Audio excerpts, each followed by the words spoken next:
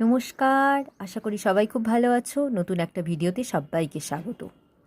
আগের ভিডিওগুলোতে আমরা ক্লাস 5-এর পরিবেশ ও বিজ্ঞান বইয়ে প্রথম অধ্যায় মানবদেহর কিছু প্রশ্ন উত্তর জেনে নিয়েছিলাম। আজ আমরা বাকিটা পুরোটাই সম্পূর্ণ করে নিই।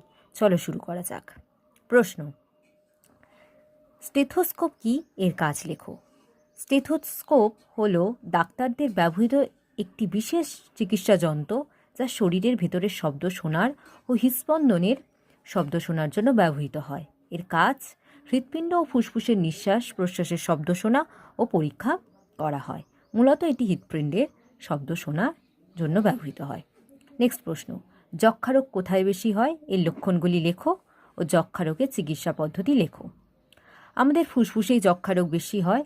এর লক্ষণগুলি হলো: প্রথম বিকেলে জ্বর, রাতে ঘাম ও শ্বাসকষ্ট হয়, ঘুম থেকে ওঠার পরে টানা কফ ওঠে, খাওয়ায় অরুচি ও বুকে ব্যথা হয়, আর অসুখ বাড়লে কাশির সাথে কাঁচা রক্ত বেরোয় ও ওজন কমে যায়। আর এই রোগের চিকিৎসা পদ্ধতি: যক্ষ্মা রোগের চিকিৎসা মূলত 6 থেকে 9 মাসের একটা অ্যান্টিবায়োটিক কোর্স, যা নিয়মিত সেবনের দ্বারা নিরাময় সম্ভব। চিকিৎসা কেন্দ্রে ডর্স অর্থাৎ directly observe treatment short course, এই পদ্ধতির দ্বারা চিকিৎসা করা হয়। নেক্সট প্রশ্ন: বায়ুবাহিত রোগ কাকে বলে, উদাহরণ দাও। যে সমস্ত রোগ বায়ুর দ্বারা অর্থাৎ হাঁচি, কাশি, কাপড় জামা, কথা বলার মধ্যে দিয়ে বায়ুতে জীবাণু ছড়ানোর মাধ্যমে এক ব্যক্তি থেকে অন্য ব্যক্তিতে সংক্রমিত হয়, তাকে আমরা বায়ুবাহিত রোগ বলি। উদাহরণ: যক্ষ্মা বা টিবি, হাম, বসন্ত প্রভৃতি। জলবাহিত রোগ কাকে বলে, উদাহরণ দাও।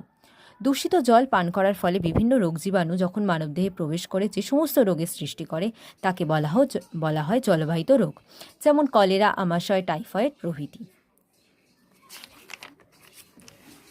নেক্সট প্রশ্ন: বিসিজি টিকা কি? বিসিজি টিকা নবজাতক ও শিশুদের যক্ষ্মা রোগ থেকে রক্ষা করার জন্য দেওয়া হয়, যা এই রোগের জীবাণুর সাথে লড়াই করতে সাহায্য করে। ওআরএস এর পুরো নাম কি? Oral rehydration solution. কলেরা রোগের লক্ষণগুলো লেখো ও বাড়িতে এর চিকিৎসা পদ্ধতি লেখো।